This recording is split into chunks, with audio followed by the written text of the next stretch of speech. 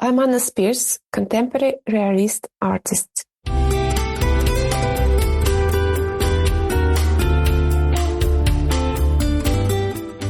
Hello, I'm Chris Stafford, and this is Art, the podcast where we get to know women from around the world of visual arts. This is Season 2, Episode 45. My guest this week is the Russian-Australian contemporary realism artist Anna Speirs.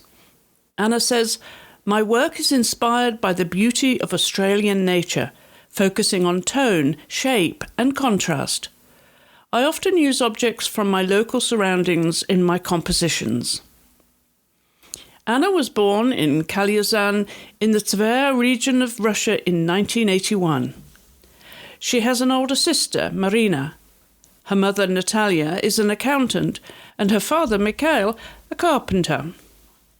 Anna's interest in art began at an early age, and she was mostly preoccupied with drawing and painting at home. Her parents recognised her talent and supported her educational choices. She attended the Kalyazan Art School from 1995 to 2001, followed by the Tver Art College from 2001 to 2005, where she graduated with a degree in design and monumental decorative art. And then the State Academy of Arts and Industry, SG, Stroganov in Moscow, from 2013 to 2014. It was while she was at the State Academy that she took a vacation to Bali and met the man who would become her husband. Their romance took precedence over finishing school for Anna, and she decided to move to Australia, where her new life enabled her to become a professional artist. Anna has been a finalist for numerous awards, and her work can be seen in various countries, as well as being shown extensively across Western Australia and South Australia. Anna is married to Ben, and the couple live in Perth, Western Australia, with their 3 children, Mitchell, Jackson, and Ashley. Anna, welcome to the podcast. Thank you for having me, Chris. At the end of the day, we're recording in Perth, and you have just been taking care of 3 young children. With everything else that you do, you're a very busy woman. How do you manage to find time to paint? It's hard to find time to paint while raising 3 kids, especially my youngest one. She's very busy. She wants mommy all the time. So I usually paint during the day when the oldest kids at school or my youngest one at daycare or with grandparents. Yeah, and it's perfect daylight when I can paint. Nighttime I do, when everyone is asleep, I work on other things like editing videos, posting on social media, or other job for my art business. So Ashley's 3, Jackson 6, and Mitchell is 8. So they all go to school or somewhere at least during the day so you can have time to paint in quiet. But you don't have your own studio, you were telling me before. You don't have a dedicated studio. You have to make room in a corner of a room. Yeah, that's right. I just have a small corner or part of our living room and put screen. So just my space where I can paint and do other art stuff. So how much time would you be able to paint each day then, Anna, with having the children and everything else? And do you only paint during the week or do you have time on the weekends? Yeah, my favorite days, it's a Wednesday and Friday when everyone gone, school or daycare.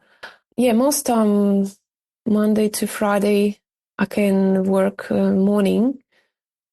Like I say, Wednesday and Friday I have about 6 hours. Other days just a few hours, maybe 2, 3 less, still some.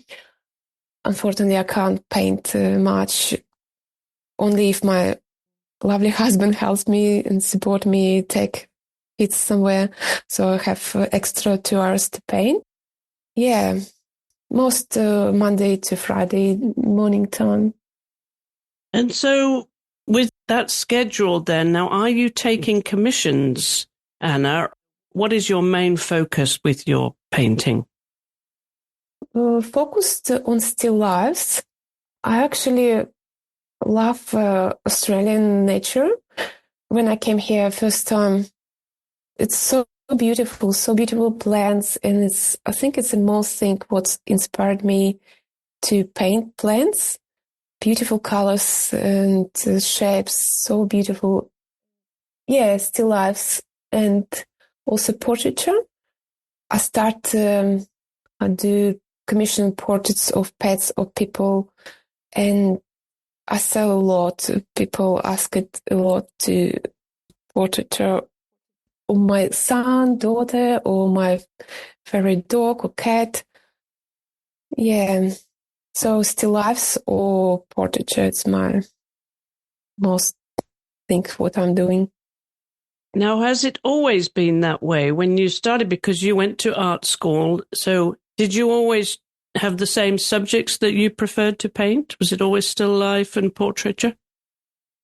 I think I studied fine art, so I learned in drawing and painting and sculpture.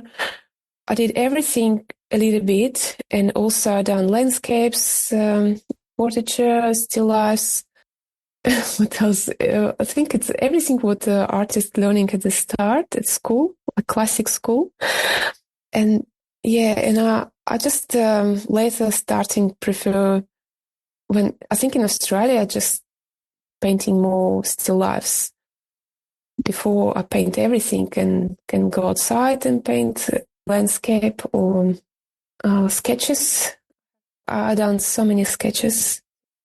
Was it always with oils that you preferred to paint, Anna? No, art school, when I child, we used gouache, watercolor, acrylic. But when I went to college, art college, I learned oil technical. And after that, I just in love with oil. Yeah, oil my favorite medium now. And yeah, I use only oil now. Also, I used pastel. Sorry, confusing.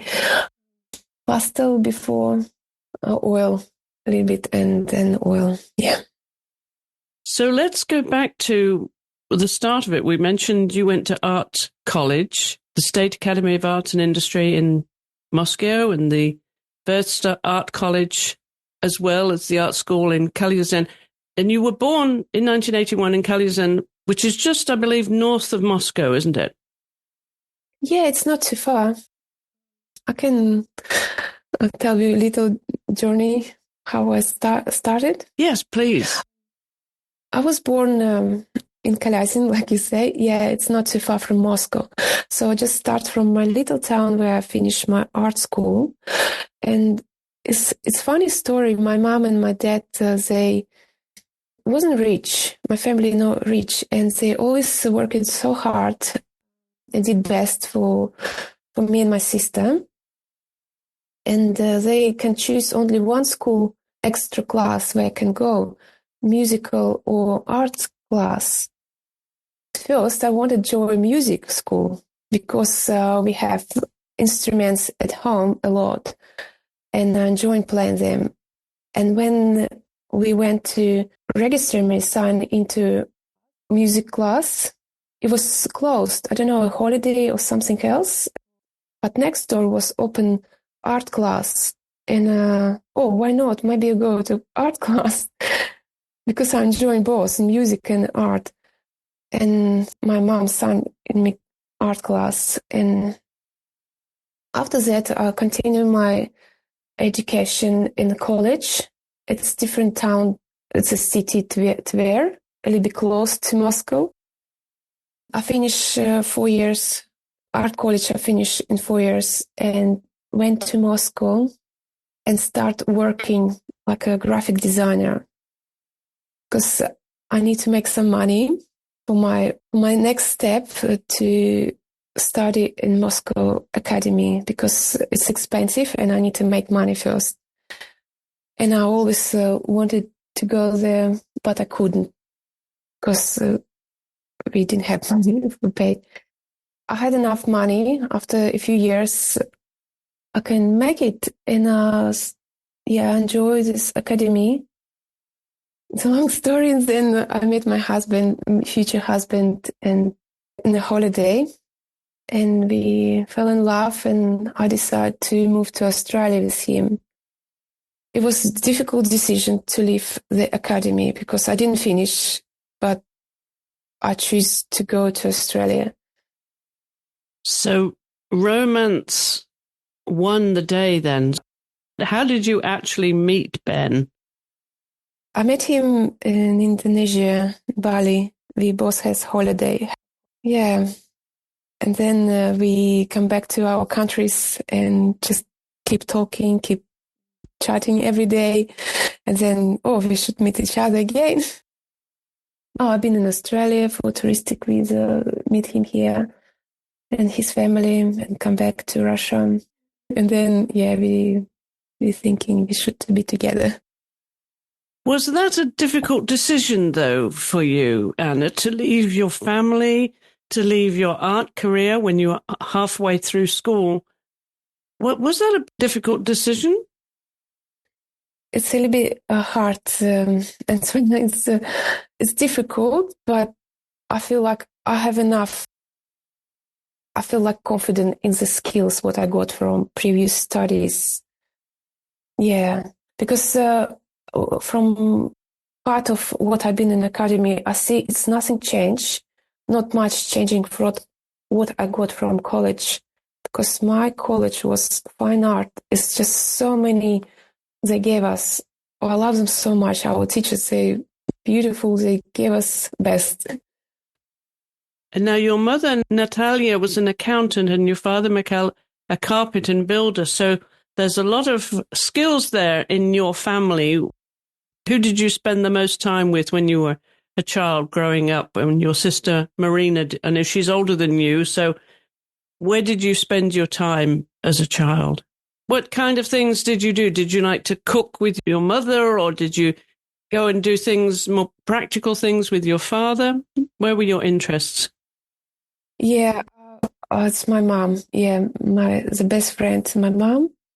Because my dad was always busy with his job. He's trying to do best for my family, all this money, make money to support family. But my mom, she's my soul and my very close person. Yeah, I miss her a lot. So did you learn to cook with her and sew and do those kind of household things? Yeah, she teach me how to cook. And she actually loves sewing, and she showed me how to do, sewing. We love skinning a lot and ride a bike together. I think I done more with her than with my sister. And what about music? You said how you liked music. Did you learn to play the piano or something? Yeah, I haven't been in school. Just we had a piano at home, electric piano, and I have no idea how to play. I just random and creating some music by myself, just making melody. And mom said, "Oh wow, it's beautiful." And we also had guitar. I took a book with some notes, and I just random, just also reading and pretending I'm playing, and it's creating music. But it sounds silly, but for me it's like, wow, beautiful. I just love melody and music. And do you play now and find time for music now? Yeah, we got also electric piano because I would like to start studying. I just don't have time, but yeah, it was interesting.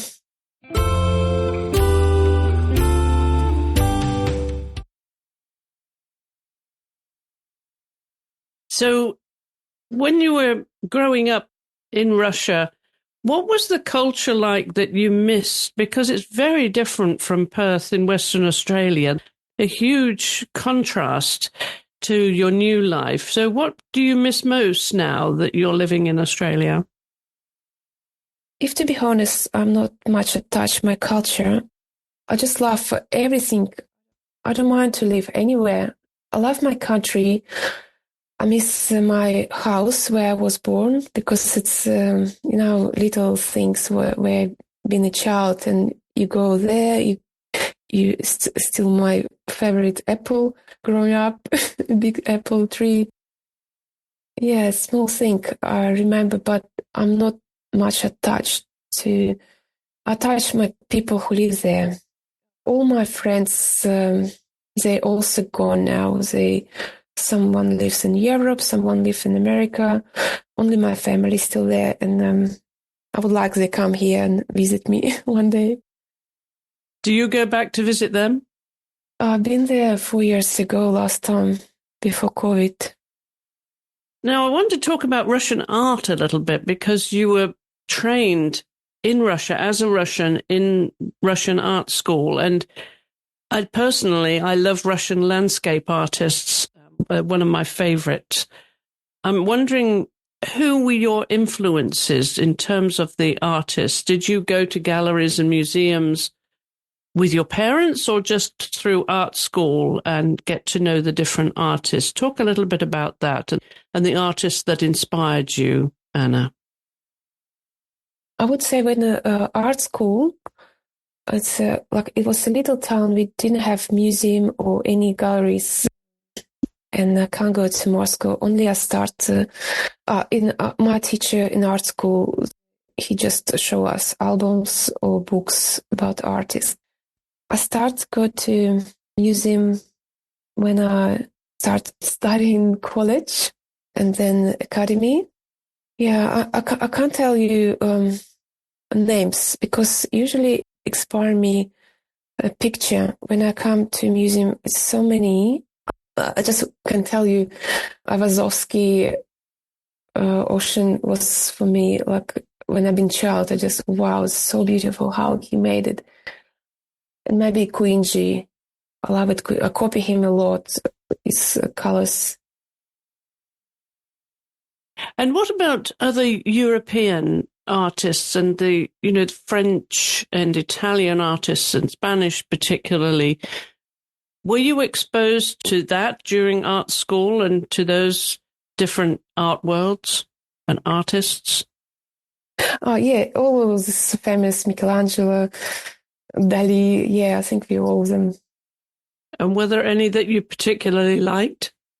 I think, still Michelangelo. Yeah, one of my.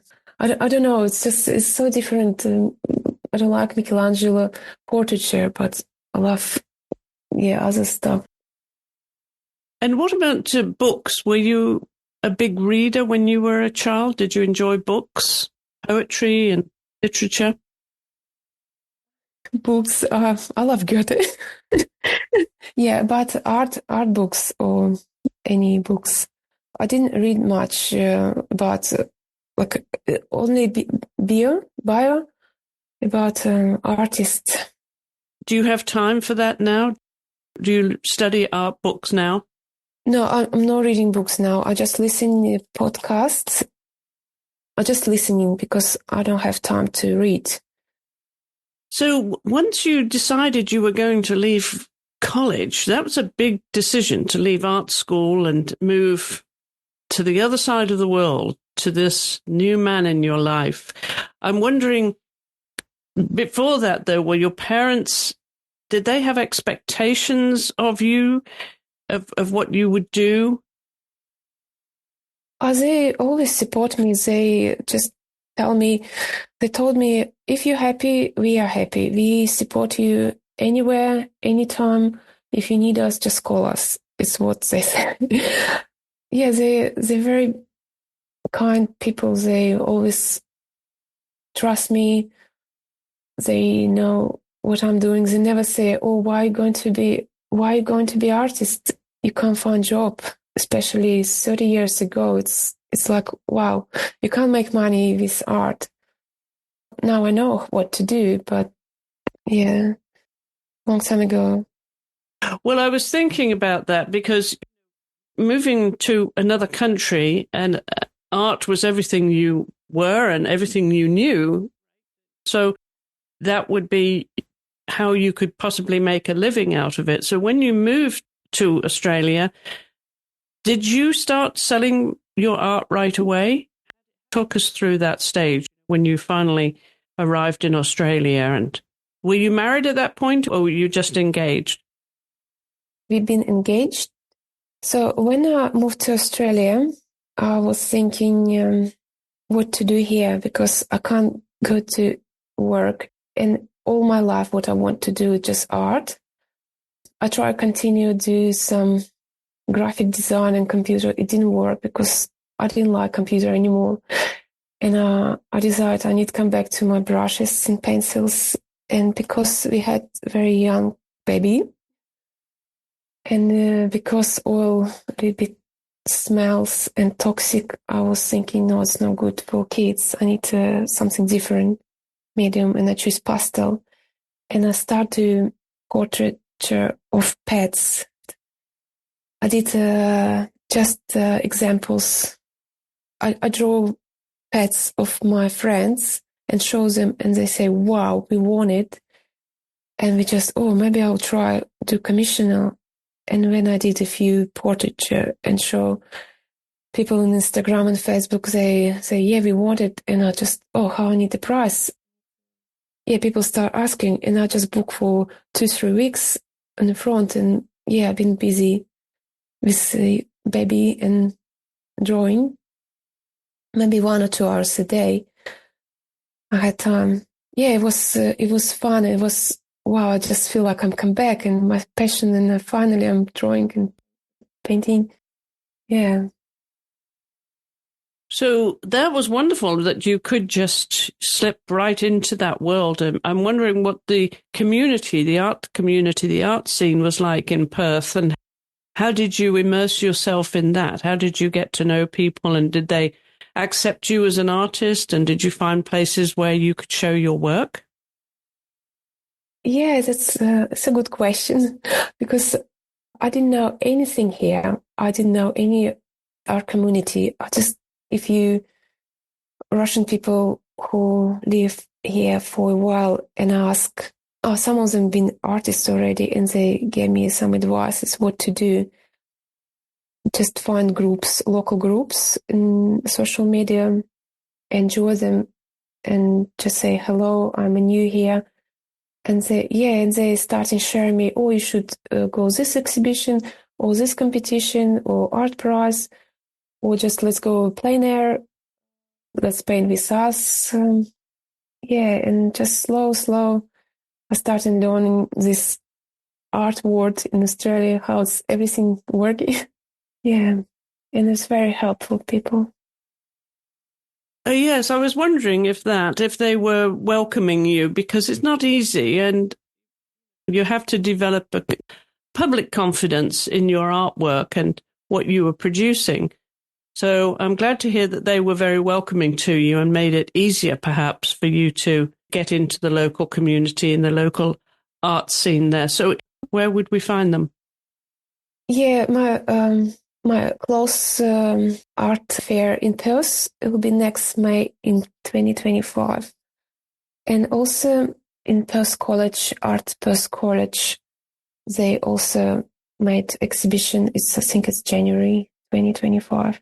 But most you can find me online. And yeah, I just finished all my art prizes, and I'm just look forward for next one when I can join, apply my new painting. So I've been a finalist, very proud myself. I just been finalist art prizes in Australia. Recognize it here. It's very nice feeling, finally. Now, I'm wondering, though, if your work, because you're online, of course, and your work can be seen around the world, if you're received in Russia, if you have friends and people that know your family back in Russia who are recognizing your work now and buying from you. I don't have paintings in Russia, only in my mom's house, a few paintings. Do you mean if I have any exhibitions in Russia? I'm wondering if people find you, your Russian friends and family, they find you online on your website and follow your work, follow you on social media and maybe buy your work. Yes, they can buy. Anyone can buy. I have a website and I have online galleries, Blue Sam Gallery in Australia. I sell a lot, painting them. They're wonderful. Bought a lot. And what about your family? I'm sure they're very proud of you and what you've achieved as an artist, but I'm wondering if they help to promote you in your Russian community. Yes, they can, but it's a little bit difficult situation now. No one buying outsource, no one buying from other countries because you can't post them now. Maybe later. Yeah, but yeah, they tell a lot. My daughter, they're very proud of me. My daughter painting. Look at my daughter paints this one. Oh, look at this. They show all friends. It's a little town. They don't have many people, friends. Yeah. My friends also. It's 8 years in Australia. I will be lost my friends there. I have new friends here in Australia. What about teaching and workshops? Do you think you might do that one day? Do you like the idea of teaching? Yeah, I would love to, Chris. It's my also second dream. I'm still learning English so I can explain everything well for people because I got so many questions. How you paint this one? What do you use? What media? So many questions. And starting recording videos and show people how I made it. I tried to do classes here, but it didn't work for me yet because I have young kids. I don't have big studio where I can invite people. But maybe in the future, I would love to share. And it's like you can hear, I prefer in Russian explain now much, much better. In English, it'll be hard for me still. So I need this skill get better. Well, also when the children are older, I'm sure it will be easier once they're maybe teenagers.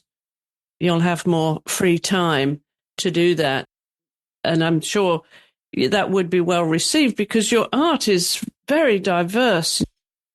The one thing that I love about it is how you capture the light. And of course, that's always the secret of artists, isn't it? How you capture the light. And a lot of your work is still life indoors. But I'm wondering, because Perth has such amazing sunlight, I think you have the most sunlight, the highest UV in the world. Do you have time to go outside and paint plein air? I don't have time right now. I done a few times when I came here first time, and before we got baby, I went to the beach and painting a lot. Water, I love it so much. I should come back. Yeah, I'm thinking a lot. I need to just go outside and do more painting. It's a little bit hard. Yeah, I just enjoy more still life, I think. Tell me about Ben, your husband. What does he do and how does he support you in your art? Yeah, he's a social worker, but he has no idea about art world, but he loves what I'm doing and he supports me so much. I'm really thankful to him. And yeah, he can just tell me, I'll take kids on Saturday or Sunday. You stay home and paint and just do your stuff. Or he just can come across to my studio. Oh, this is so beautiful. I love it so much. Yeah, he's just support me a lot. Even if he's not from art world, he loves it. And he support me and always say, continue what you're doing. You're doing a very good job. And he is also helping with homework, just cleaning, cooking, and all this stuff. Yeah. A very supportive husband. Yeah. Is Ben the first person to see a new piece of work when you've finished it? And do you get his opinion of it first, Anna? Yeah. Yeah. It's, sometimes I just want to show him, just look, I've done this one. Or he's already, so I don't need to introduce, look, it's my new painting. Sometimes he's already see in the morning finish one. If I paint nighttime, it's rare, but sometimes I paint nighttime. I don't like light, but still. And in the morning he see, oh, it's finished. Cool. Great. I love it. Or I don't like it, or say nothing. How much of your work do you sell during, say, a year now? Would it be 50% or 75% of your work that you produce that you're actually selling in a year? I would say 80%. Yeah, I sell a lot. Yeah. I don't have, just all gone. I just see my empty walls. It's just 1, 2, 3 painting and nothing in the boxes, storage. I have nothing. Yeah, just it's so quick, selling quick. Even if it's stuck in the stock, it's just for 1 year maximum, maybe. But I know they will sell, and they sold. I don't have any. Sometimes I'm thinking, oh, I painted this one 2 years ago. I will never sell if it's still no one buying. But it's just one person came and I want this one. I love it and I want it. Yeah. Okay. I also love it. Yeah. So what's the most satisfying part of your artwork then, Anna? Is it when you finish a piece and you stand back and look at it and maybe Ben looks at it and you're satisfied with it? Or is it when you show it publicly or someone like you just mentioned comes along and says, oh, I have to have that? Is it that validation or is it your own satisfaction of completing the piece? I think I have 2 times what I'm feeling so nicely. First, when I'm painting, sometimes it doesn't go right how I would love to, but when I manage how to fix and I love this colors, I love how this brush stroke go this way, and I just at the end I love it so much. Sometimes at the end I don't like it and I just leave it for a few days. So first time I'm enjoying when I'm creating, painting, and second time when I share and see feedback from people, or so much beautiful, or just love it, or just likes in social media. Yeah. So when feedback also very important, support me, create more.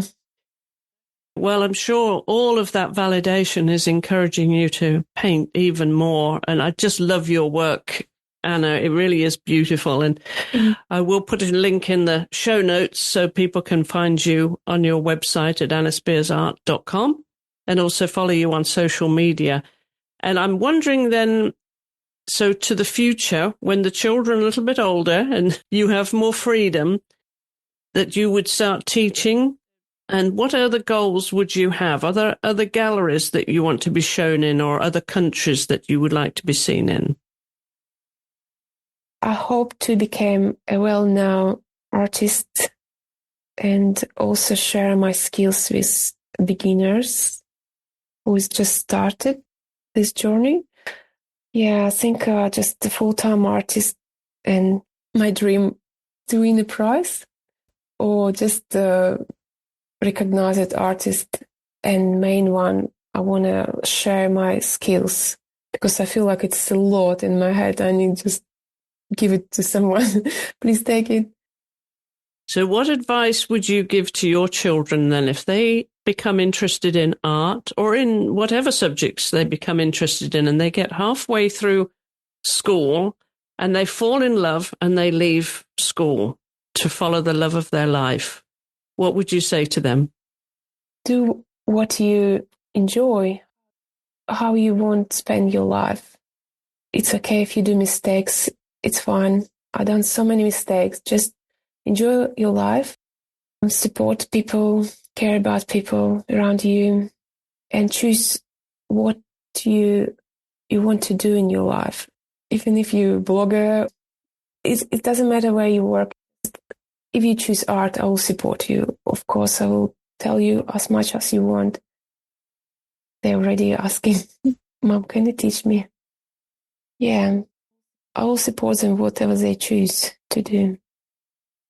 And so they're already getting interested in your art and wanting to learn to paint, are they? Yeah, my oldest one started. Youngest one, no, but oldest one, Mitchell, he started asking, can you create a class? Can you teach me? Mom, can you teach me? And I think it's a sign. Yes. It's time. Maybe he will follow in your footsteps, Anna. Yeah, who knows?